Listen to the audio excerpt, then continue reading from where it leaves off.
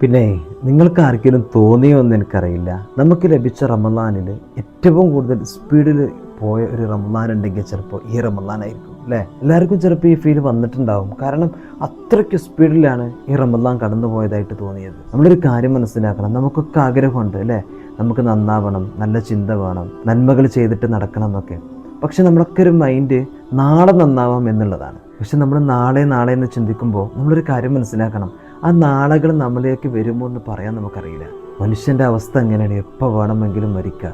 ഇനി വരുന്ന റമദാനുകൾ ഇതൊക്കെ നമുക്ക് വേണ്ട രൂപത്തിൽ പരിഗണിക്കാനും ആ റമദാനിൽ ഒരുപാട് നന്മകൾ ചെയ്യാനൊക്കെ കഴിയുമെന്ന് നമുക്ക് ഒരിക്കലും പറയാൻ കഴിയില്ല. നോക്കൂ നിങ്ങൾ, നമുക്ക് മുമ്പിലൊരു യുദ്ധം വന്നു, നമ്മുടെ നാട്ടിലല്ല, നമ്മുടെ രാജ്യത്തല്ല, പക്ഷേ മറു രാജ്യത്തായിട്ട് പോലും എന്തെല്ലാം പ്രതിസന്ധികൾ നമ്മളതുകൊണ്ട് നേരിടേണ്ടി വന്നിട്ടുണ്ട്. പല ആൾക്കാരെ പ്ലാന്, പല ആളുകളുടെ പല കാര്യങ്ങളും അവിടുന്ന് മാറ്റി വെക്കേണ്ട അവസ്ഥ വരെ ഉണ്ടായിട്ടുണ്ട്. നമുക്ക് നിങ്ങൾ കൊറോണ വന്നപ്പോൾ അതുപോലെ തന്നെ അല്ലായിരുന്നു, പള്ളിയിലേക്ക് പോലും പോകാൻ നമ്മളെ കൊണ്ട് ആരെക്കൊണ്ട് സാധിക്കാത്ത അവസ്ഥ ഉണ്ടായിരുന്നു അല്ലേ.